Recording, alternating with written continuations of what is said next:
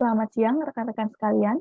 Pada kesempatan ini, kami selaku coaches dari domain data science akan menyampaikan materi terkait Introduction to Data Science Domain. Agenda pembelajaran yang akan disampaikan terdiri dari yang pertama, yaitu pengenalan domain data science meliputi pengertian dan tahapan data science. Kemudian yang kedua, yaitu silabus dan learning path yang membahas terkait materi dan tahapan pembelajaran. Selanjutnya, yaitu materi terkait keuntungan dan kesempatan kerja pada domain data science. Lalu dilanjutkan dengan materi terkait tantangan yang dihadapi pada domain data science. Kemudian akan disampaikan juga contoh proyek data science pada setiap industri dan contoh proyek akhir siswa dari batch sebelumnya. Lalu yang terakhir adalah penyampaian demo program terkait prediksi karyawan desain. Di sini saya akan menjelaskan pengenalan tentang domain data science. Oke, pengertian dari data science di sini adalah merupakan ilmu yang sedang naik daun saat ini ya. Jadi dibangun berdasarkan dari disiplin ilmu matematika, kemudian ada ilmu statistik, dan ada ilmu komputer. Nah, kombinasi disiplin ilmu tersebut, ini dia membuat data science menjadi powerful untuk mengelola big data. Oke, poin yang kedua, data science ini dapat membantu proses pengolahan data, meliputi pengumpulan data, memanipulasi data, hingga menganalisis data dengan melakukan pemodelan pada kumpulan data untuk menghasilkan informasi berupa insight yang berguna ya, dan bisa dijadikan pedoman dalam pengambilan keputusan di masa yang akan datang. Kemudian poin yang keempat di sini data science mengolah dari big data ya, di mana berisi data terstruktur maupun tidak terstruktur. Jadi tidak hanya data numerik saja, tetapi juga data berupa suara, kemudian gambar, teks, dan sebagainya. Oke, ini adalah bagian dari pengertian data science. Kemudian apa saja domain dari data science? Oke, di sini kita bisa melihat ya, di data science ini kita melihat ada computer science ya, kemudian ada math and statistik, kemudian ada domain bisnis dan business knowledge ya. Jadi data science ini adalah beberapa kolaborasi ilmu terapan di mana ada ilmu komputer dan math statistik, kemudian ada domain business knowledge ya. Seandainya di sini hanya kolaborasi antara computer science atau IT dengan math statistik saja, maka yang di sini adalah bagian dari machine learning-nya gitu ya. Kemudian di bagian ini ya, jika hanya komputer science dan atau IT ya, ini hanya sebagai software development saja. Bagaimana dengan hanya kolaborasi dari bidang matematika dan statistik? Ini hanya menghasilkan sebuah tradisional riset saja. Nah, kemudian ada lagi domain business knowledge di sini. Oke, di domain business knowledge ini adalah bagian dari domain data science juga. Ya. Oke, seperti ini ya gambar dari domain data science. Jadi kita bisa lihat jika antara kolaborasi komputer IT ya di sini dengan domain business knowledge maka akan menghasilkan sebuah software development. Ya. Jika hanya domain dari business knowledge saja, pengetahuan bisnis saja dan matematika statistik, maka yang kita dapatkan adalah tradisional risetnya saja. Jika semuanya ini dikolaborasikan, maka akan menjadi satu kesatuan yang biasa kita sebut sini adalah data science. Ya, ini adalah domain dari data science. Ya, jadi banyak ya teman-teman kita bisa berkolaborasi di sini. Yang jurusan matematika, statistik maupun yang IT. Nah, ini bisa menjadi powerful dalam satu tim ya, misalkan kalian dalam menyelesaikan suatu masalah di domain data science ini. Oke. Batasan materi data science yang dipelajari poin yang pertama di sini adalah pembelajaran materi data science, ruang lingkup dibuat lebih spesifik, ya. Jadi kita hanya dengan mengolah model data tabular, ya. Kemudian yang poin keduanya, data tabular ini terdiri dari bagian kolom dan baris. Kemudian bagian ketiganya adalah data berlabel dan data tidak berlabel, atau supervised learning dan unsupervised learning. Nah, ini yang di tampilan sebelah kanan adalah contoh dari tabular data, di mana tabular data di sini karakteristiknya adalah dia memiliki kolom dan baris, ya. Jadi untuk players, kemudian ada minutes, ada points, ada rebounds, dan assist, ini adalah bagian dari kolom, atau biasa disebut dengan attribute for those observation. Kemudian yang di bagian paling kiri, player antara A, B, C, D, E, F, G, H, I, J, ini adalah bagian dari rows, ya. Jadi dari rows atau observation-nya, ya ini adalah barisnya, ya baris A, atau biasa sering juga disebut dengan record, ya record ke-1, isi datanya apa saja, kedua, ketiga, keempat, seterusnya. Jadi karakteristiknya adalah ya kita fokuskan kepada data tabular. Oke, kemudian data science di era dunia industri 4.0, ya, atau 4.0. Jadi di sini ada apa saja sih ya perannya ya untuk di dunia industri 4.0 ini. Oke, di sini ada e-commerce, ya, kemudian ada fraud detection, kemudian ada dynamic pricing, ada early warning system tsunami. Oke, kita lihat untuk bagian peran data science untuk dunia industri 4.0 di bagian e-commerce. Oke, di sini kita lihat ya, kita sedikit mengintip penggunaan dari data science di Traveloka. Ya, siapa yang tidak kenal Traveloka ya. Nah, di sini ada salah satu ya dari Traveloka yang kita ambil ya apa namanya pernyataannya ya, yaitu dari Alvin Kennedy, seorang data scientist dari Traveloka. Nah, ini sumbernya kita dapatkan. Nah, menurut Alvin di sini, kami memerlukan pengetahuan tentang bagaimana mengelola dan memanfaatkan data secara ilmiah. Disinilah peran data science sebagai ilmu dibutuhkan oleh perusahaan. Kami berusaha menetapkan metode-metode yang sudah teruji tersebut untuk menjawab pertanyaan bisnis kami hadapi setiap harinya. Nah, menurut Alvin seperti ini, gitu ya. Jadi pernyataannya tentang data science. Oke, dari bagian ini ada apa saja di Traveloka yang bisa dilakukan. Di sini ada model-model data science yang diujikan.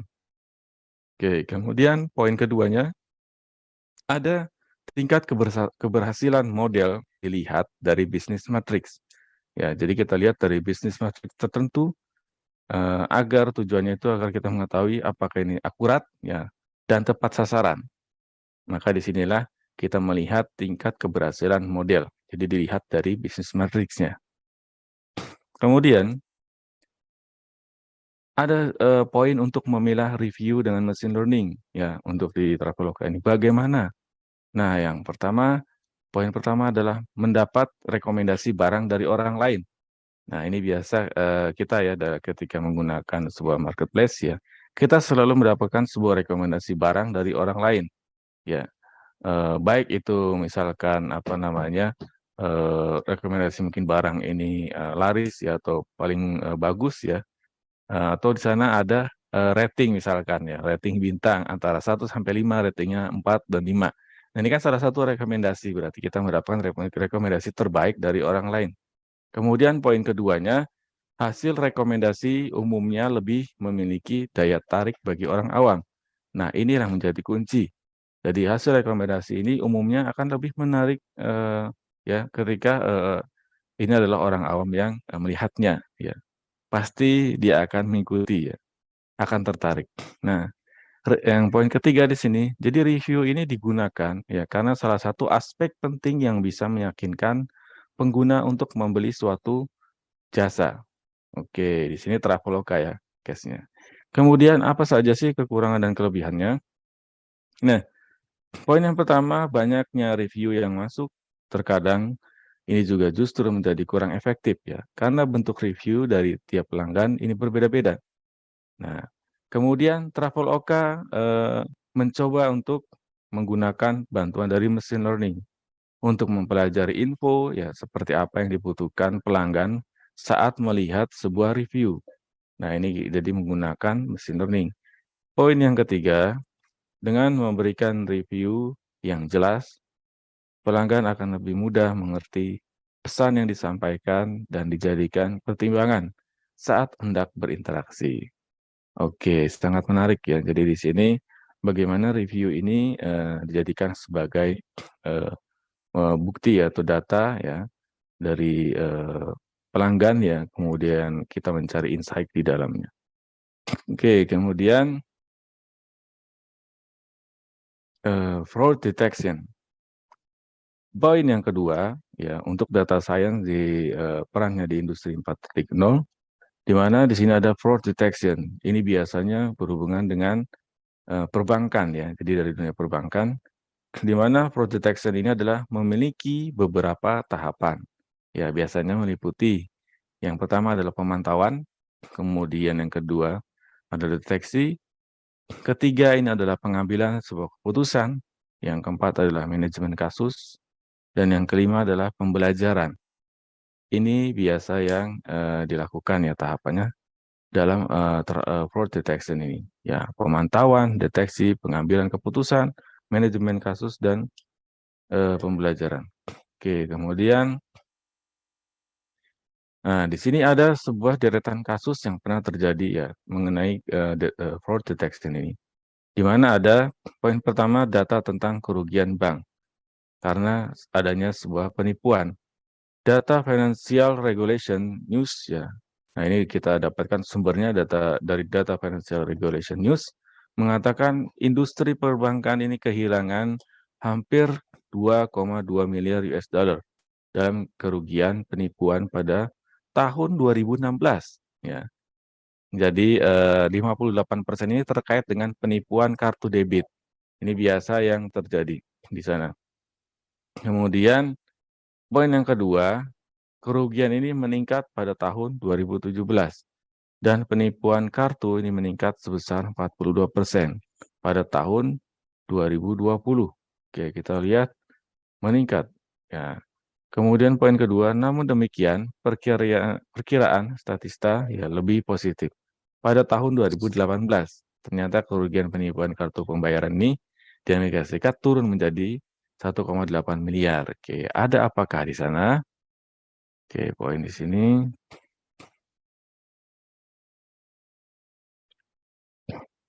Oke, dari deretan kasus yang pernah terjadi, kita bisa melihat ya di sini dari tahun pertama terjadi fraud detection ya dari kerugian mulai dari 2,2 miliar ya kemudian kita lihat di tahun 2018 ya selang dari 2016 sampai 18 ini di 2018 ini ternyata kerugiannya menurun ya. Kenapa bisa menurun? Oke. Jadi di sini karena adanya peran mesin learning ya. Jadi saat mesin learning digunakan, nah yang poin pertama adalah keuntungannya di sini dapat secara otomatis dan independen mengidentifikasi pola yang tidak biasa dalam set data yang dapat menjadi karakteristik penipuan. Oke, jadi ini adanya eh, secara otomatis ya dan independen untuk mengidentifikasi pola ya pola dari set data yang tidak biasanya. Kemudian yang kedua, mesin learning tools ini adalah cara yang paling efektif digunakan di area fintech saat ini. Oke, kemudian apa lagi yang ke poin ketiga ini adalah algoritma machine learning ini dapat memproses data dalam jumlah yang besar dan mendeteksi kasus sebanyak mungkin. Oke. Kemudian poin yang keempat, kemampuan memprediksi kemungkinan risiko, keamanan, dan skenario yang tidak terlihat. Oke, berarti di sini mesin learning sangat penting sekali perannya dalam kasus fraud detection. Kemudian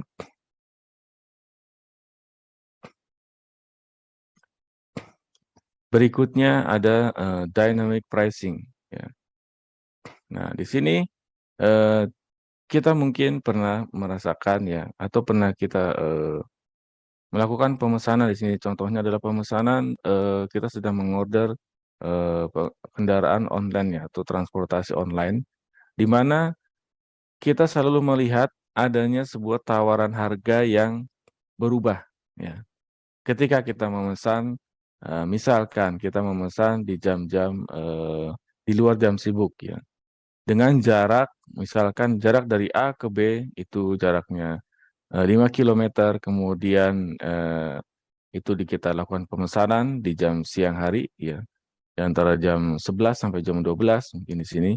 Kemudian kita bandingkan dengan pemesanan ketika di sore hari, di antara jam 5 sampai jam 6. Ya, dengan jarak sama-sama 5 kilometer, dengan pemesanan yang pertama di siang hari, ketika kita, order di sana ya, ini harganya misalkan, harganya adalah, 20.000 untuk transportasi. Kemudian di pemesanan yang kedua di jam sore hari, itu pemesanan, menjadi biayanya, menjadi 35.000 ya. Ada apa ini? Kenapa? Nah inilah, kita lihat ya, karena ada pengaruhnya, jam sibuk ya, jam kepadatan lalu lintas di sana. Yang pertama kita lihat, menurut dari sumber dari, majalah Forbes di sini ya, menyampaikan bahwa dynamic pricing ini dilakukan oleh perusahaan atau platform yang menawarkan biasanya di sini ya, ada hotel, kemudian penerbangan, atau angkutan online. Ya seperti yang contoh di sebelah kiri. Ya, jadi kita, bisa melihat kasus ini sering terjadi pada ini. Ya, ketika penawaran hotel, ketika apa, peminatan, di penginapan hotel, tinggi misalkan di sana, maka sewanya akan semakin mahal. Penerbangan pun seperti itu. Ketika jam terbang itu tinggi ya, nah di sini mungkin harga tiket akan naik. Ya, dibandingkan dengan saat-saat mungkin, jam penerbangan sama sekali tidak terlalu padat. Ya, misalkan seperti beberapa tahun, 2 tahun ke belakang ya. Jadi karena adanya suatu pandemik, nah itu penerbangan sama sekali, turun drastis ya, di mana sampai, mengobral harga tiket ya, sampai semurah-murahnya. Tapi ketika sudah mulai bangkit kembali, maka penerbangan sudah mulai ramai, harga tiket pun mulai kembali stabil, seperti biasanya. Kemudian di angkutan online ini seperti yang contoh sebelah kiri ya, di mana kita, melakukan pemesanan ya. Ketika melakukan pemesanan ini di jam-jam sibuk ternyata harganya ini jauh berbeda ya dengan harga ketika jam-jam di luar jam sibuk. Nah, kemudian yang poin kedua di sini ya, jadi, kamu pun pasti sering mengalami ya tadi ya dynamic pricing ketika akan memesan ojek online di sini pada jam-jam ramai. Tarifnya akan lebih mahal dibandingkan dengan tarif biasa. Ya, ini kadang kita juga, pernah ya merasakan ya mungkin yang tinggal di kota-kota besar, ketika ingin pulang kantor, kita memesan ojek online di jam-jam ramai ya, jam 5 sampai jam 7 malam. Ini ternyata, harganya, cukup cukup luar biasa ya perbedaannya. Nah, poin ketiga ini ya, untuk penetapan harga dinamis ini, sekarang dilakukan oleh mesin learning. Jadi bukan dari operator atau dari driver-nya, tapi ini dilakukan oleh by system ya. Di sini ada mesin learning dan adanya artificial intelligence ya, berdasarkan kondisi-kondisi tertentu. Oke, berarti, ini adalah salah satu peran di mana, data science, perannya dalam industri 4.0. Ya, jadi bisa juga diimplementasikan dalam, beberapa, model gitu ya. Nah, di sini ada penawaran hotel, penerbangan maupun angkutan online. Nah, kemudian di poin keempat, ini ya untuk, data science yang berperan, ya di industri 4.0 untuk di, bidang early warning system. Di sini khususnya ada, sistem peringatan dini tsunami ya, yang dibangun oleh, BPPT ya, atau di sini adalah Badan Pengkajian dan Penerapan Teknologi yang dibangun, oleh, pemerintah ya. Jadi untuk, bagian ini ya, poin pertama, di mana di sini ada INATWS ya atau, di sini ya, singkatan itu Indonesia Tsunami Early Warning System. Nah ini adalah salah satu cikal bakal, dibangunnya, sistem peringatan dini tsunami ya. Jadi di sini dibangun sejak era pemerintahan, presiden kita yang ke-6 yaitu Bapak Susilo Bambang Yudhoyono. Dibangun dengan sistem ini setelah terjadi tsunami di Aceh pada tanggal 26 Desember tahun 2004. Oke, di sini kita bisa melihat ya, di mana pembangunan sistem ini berdasarkan dari permasalahan yang terjadi. Ya, jadi karena ada suatu masalah, maka di sana akan diterapkan sebuah teknologi. Nah, di poin kedua ini, infrastruktur penting apa yang mendukung di early warning system? Nah, di sini kita bisa melihat ada OBU ya, atau di sini ada Ocean Button Unit, kemudian ada perangkat apa lagi, ada buoy tsunami dan transmisi jaringan di sini. Oke, jadi inilah bagian dari infrastruktur penting ya. Jadi untuk OBU ini adalah salah satu sensor yang diletakkan di dasar laut. Oke. Jadi sensor ini adalah sensor yang merekam segala pergerakan, getaran ya, gempa yang terjadi di bawah laut. Ketika terjadi guncangan atau gempa di dasar laut ya, di wilayah perairan, maka sensor OBU ini akan mengirimkan signal sesuai dengan berapa skala Richter gempa yang terjadi di titik itu. Ya. Jadi OBU ini berada di bawah, kemudian ada yang namanya buoy tsunami. Buoy tsunami ini salah satu perangkat untuk menerima sinyal dari OBU ini. Ya, jadi kalau kita lihat OBU-nya ada di dasar laut, kemudian buoy-nya ini ada di permukaan. Ya, jadi antara OBU dan buoy ini dia ditarik dengan rantai. Jadi ada rantainya untuk mengikat supaya tidak kabur.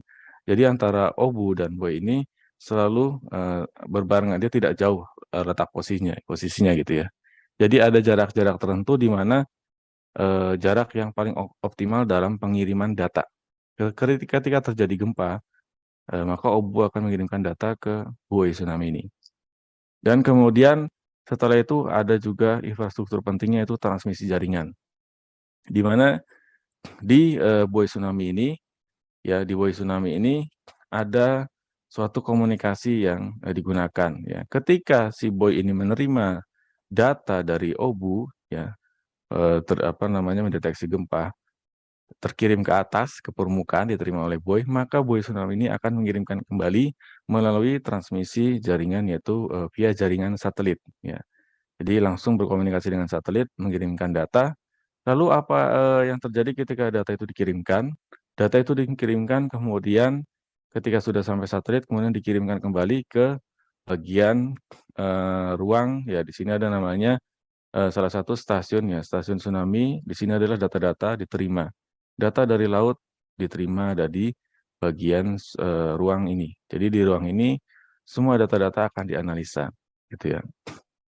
Nah, inilah salah satu infrastruktur penting yang mendukung. Infrastruktur support-nya ini seperti apa saja di sana, stasiun pemantauan tsunami ya, ini yang tadi saya sampaikan, yang berada di lokasi pusat kota Jakarta tepatnya di sini ya, di salah satu gedung BPPT wilayah Tamrin saat itu. Oke. Jadi kalau kita lihat di sebelah kiri ini yang di laut ya, ini adalah yang berwarna agak kemerahan ya, mengambang, ini adalah bagian dari obus tsunami. Ya, atau kita lihat secara detail, ini ada kapal dari Barunajaya sedang mendevelop ya sebuah perangkat buoy tsunami-nya. Ya, dan kapal ini juga yang akan melakukan deployment juga ya. Jadi di beberapa titik perairan yang ada di Indonesia, yang di mana itu adalah titik-titik rawan terjadinya gempa megatrust ya. Jadi yang dikhawatirkan adalah gempa megatrust ya, dengan kriteria tertentu. Jadi ada beberapa titik. Jadi sebenarnya di Indonesia ini kita masuk dalam lingkaran ya, kalau dibilang ada yang menyebutkan adalah lingkaran cincin api ya, ring of fire. Jadi kita sebenarnya berada di lingkaran tersebut. Jadi di sini perlu kewaspadaan untuk menghadapi situasi terjadinya tsunami ini. Oke. Ini adalah salah satu gambarannya ya. Untuk di bagian tengah ini adalah tsunami buoy height data. Jadi sini adalah tinggi dari pasang surut air ya. Jadi visualisasinya mirip seperti gelombang air. Memang kenyataannya seperti ini ya. Jadi titik 0 meter ini adalah permukaannya. Ketika dia gelombangnya mengarah ke bawah, berarti dia sedang ke bawah gitu ya. Kalau dia ke atas tadi sama saja menggambarkan itu gelombang sedang naik ke atas. Jadi nanti di parameter ini ada salah satu titik di mana titik tersebut dibataskan sebagai warning terjadinya suatu tsunami ya. Dan tentunya ada data-data pendukung lainnya selain dari tingginya pasang surut air di sini. Oke, sumber ini didapatkan dari salah satu kru ya kapal ekspedisi Barunajaya dari BPPT dan dari ex tenaga ahli dari INATIOC BPPT, yaitu saya sendiri. Jadi ini adalah salah satu pengalaman yang pernah saya alami di bagian early warning system tsunami BPPT. Nah, kemudian apa lagi? Di sini kita lihat terkait data yang diterima pada stasiun pantau tsunami BPPT, di mana di poin sebelah kiri, ya biasanya kita terima datanya adalah ada namanya data ID Boy. ID Boy ini biasanya dibuat dengan model ini ya, data yang diterima adalah satu, ya misalkan ini mewakili dari ID adalah ini untuk Boy Selat Sunda misalkan. Untuk yang dua ini adalah Boy yang berada di wilayah perairan yang ada di wilayah Jawa Tengah misalkan ya. Yang ketiga ini misalkan ada lagi yang wilayah Jawa Timur ya dengan salah satu karakter daerahnya. Ya, jadi di sini singkat ya. Nah, selain ID ada juga nama boy-nya. Ini mungkin ketika salah satu jadi di sini data itu selain di sini yang mengerti seorang teknikalnya juga bagaimana orang lain di luar yang bertugas di sana ya seorang teknikalnya juga memahami ya kode 1, 2, 3 ini apa. Jadi satu ini adalah untuk kode MLG, MLG ini adalah buoy yang diletakkan di Malang ya. Kemudian ada buoy 2 ini adalah Sun adalah ini Selat Sunda. Kemudian ada buoy 3, ini ID untuk buoy GAK atau Gunung Anak Rakatau. Seperti itu. Misalkan ya. Kemudian di sini ada juga kita terima data berupa tanggal, bulan, tahun yang terkirim ya. Jadi ketika terkirim data, ini biasanya datanya dikirim dalam kurun waktu per jam. Jadi setiap 1 jam ada 4 data yang masuk. Ya, di mana 4 jam ini ada 4 data yang masuk ya di sana. Nah, kemudian ada count ya. Count ini jadi counter. Jadi misalkan dalam 1 jam ini mengirim berarti count 1. Jam berikutnya mengirim berarti count 2 seperti itu. Misalkan ada terjadi data yang tidak terkirim, maka nanti akan terlewat. Ketika di count 3 harus terkirim, tidak ada data masuk, maka langsung count 4. Nah, di sini kita bisa mengetahui ada apa di sana ya. Kenapa data tidak terkirim? Nah, itu nanti banyak hal yang terjadi di sana, bisa karena hal-hal cuaca ya atau hal-hal teknis yang terjadi di laut. Kemudian tinggi muka air laut seperti yang tadi ya, ini dalam satuan milimeter mm ya. Jadi dalam satuan milimeter biasanya tinggi muka air laut. Kemudian ada akselerometer. Akselerometer ini untuk mengetahui ya posisi dari si buoy-nya tadi. Karena di laut itu selalu bergoncang atau bergoyang di sana. Nah, itu kita bisa mengetahui apakah kondisi buoy ini ketika mengirim data dalam kondisi yang benar-benar fit ya, benar-benar maksimal dalam mengirim data. Jadi di sini kita bisa mengetahui kenapa misalkan terjadi pengiriman data itu gagal terkirim. Bisa karena buoy-nya ini terlalu jauh dengan obu ya, atau biasa istilahnya di sini diistilahkan terjadinya drifting ya. Artinya dia keluar dari zona atau area batas maksimal, nah ini bisa terjadi. Kemudian apalagi yang kita terima, ada data cuaca. Data cuaca atau di sini ada wind, biasanya ya ada kecepatan angin, kemudian ada intensitas dari awan ya, clouds, kemudian ada gelombang. Ya, gelombang lautnya berapa berapa milimeter. Nah, ini yang ini adalah bagian dari data yang diterima. Kemudian data pendukungnya apa lagi? Data pendukungnya yang bisa kita dapatkan yaitu pendukung lainnya dari informasi gempa dari BMKG, yaitu berupa waktu kejadian gempa. Biasanya kita dapatkan karena ini dia saling berkolaborasi antara BPPT dan BMKG. Di mana kita mendapatkan waktu kejadian gempanya, kekuatan gempanya berapa skala Richter, kemudian kedalaman gempa, lokasi koordinat gempanya di mana ya dengan posisi latitude dan longitude-nya, kemudian nama lokasi atau daerah gempa terjadi. Nah, jadi data ini saling berkolaborasi antara BPPT dan BMKG. Nah, kemudian di sini tugas dari tenaga ahli, ya, yaitu saat itu saya ketika bertugas, ya, sini ditugaskan sebagai data scientist ya di sini. Nah, data-data ini kemudian bisa apa namanya, kita membuat suatu analisa ya. Kita buat suatu analisa dan prediksi. Jadi terkait data yang diterima ini untuk membuat suatu keputusan. Jadi keputusannya apa? Jadi keputusan yang berpotensi tsunami atau tidak gitu ya. Nah ini berpotensi tsunami atau tidak berpotensi tsunami. Pada setiap event yang terjadi gempa ya khususnya ini adalah di perairan yang dangkal maupun laut dalam dengan kriteria tertentu gitu ya. Jadi di sini kita bisa apa namanya, kita bisa lihat ya, adanya, karakter-karakter data yang memang mengarah ke, terjadi tsunami atau tidaknya gitu. Nah ini adalah salah satu, kalau bisa dikatakan ini adalah salah satu, alur ya proses olah data pada, kasus early warning system tsunami di, BPPT ini. Nah kemudian kita lihat ya dari step yang pertama yang awal di sini ada namanya data collection. Data collection atau data penerimaan ya dari sensor BPPT dan dari data gempa tadi, ya itu adalah data collection-nya. Jadi kita mendapatkan data ada yang dari BPPT ini langsung dari sensor yang ada di laut, ya kemudian data BMKG ini adalah mengirimkan yang tadi ya, dari koordinat gempanya, kemudian besar gempanya berapa skala Richter, lokasinya di mana, ya dan kedalaman berapa. Nah ini yang di BMKG.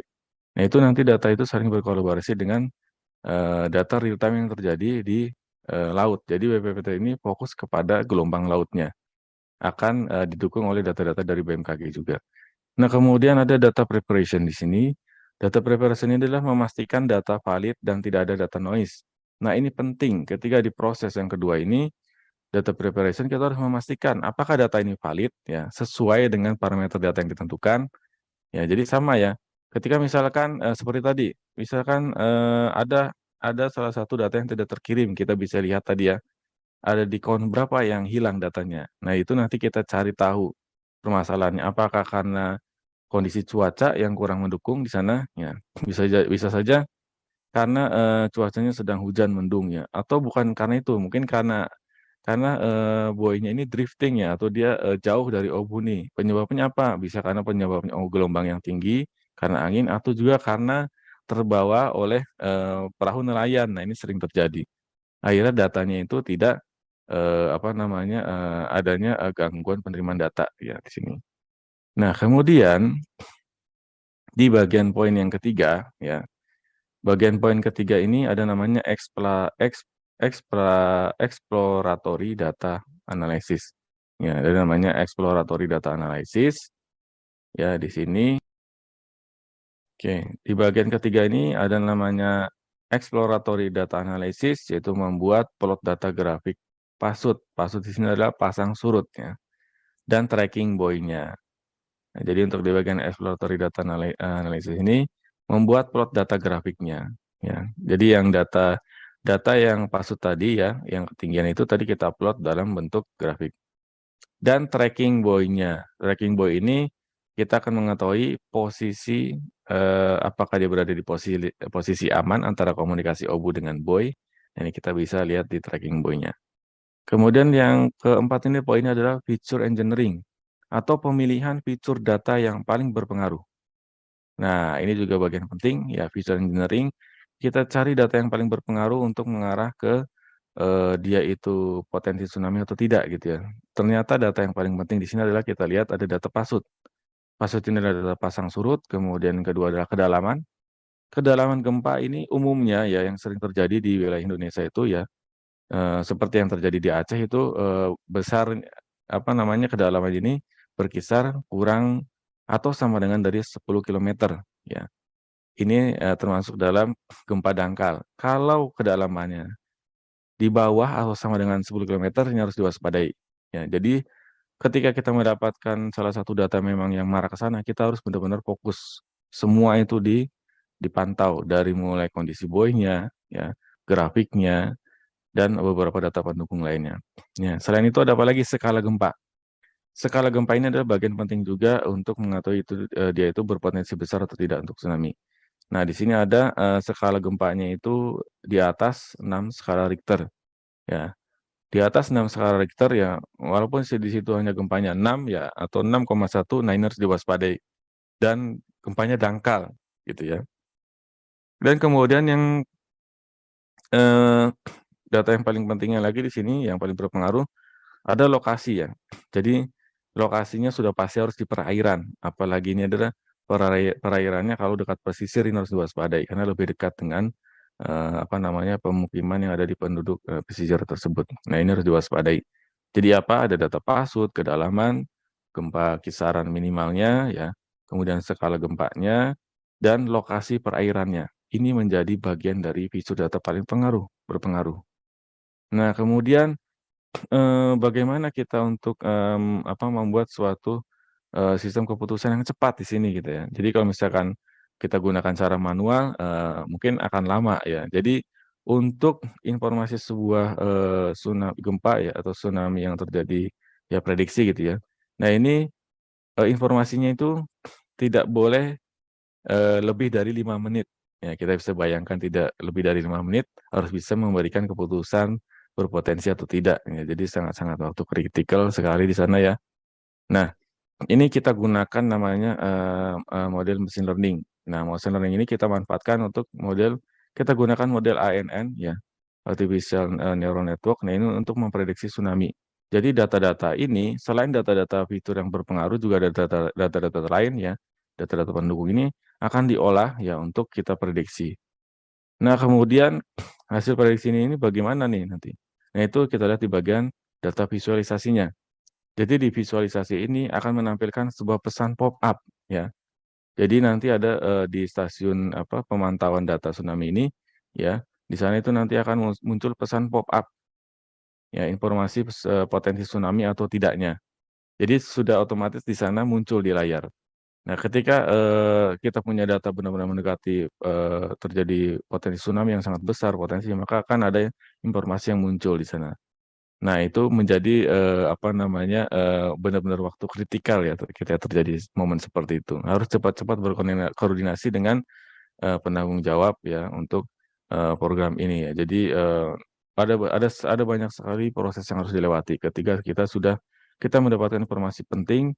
Artinya di sini kita, bukan langsung me-broadcast ke masyarakat, tapi di sini ada bagian-bagian penanggung jawabnya, ya. Ketika mendapat informasi ini harus cepat diinformasikan. Jadi waktu kritikalnya ada 5 menit, ya kita bisa bayangkan 5 menit kalau manual cukup lama sekali ya untuk menghitung-hitung manual ini, kayaknya nggak bisa. Apalagi datanya banyak ya. Ini hanya, yang di fitur ini adalah data yang paling pengaruhnya, yang tidak pengaruhnya masih banyak lagi, ya, yang sangat-sangat, apa namanya, mendukung di sini. Oke, itulah salah satu pengalamannya yang terjadi ya, peran dari data science ini jadi, sangat-sangat membantu apalagi ketika kita harus mengambil sebuah keputusan dalam waktu yang sangat singkat, seperti itu.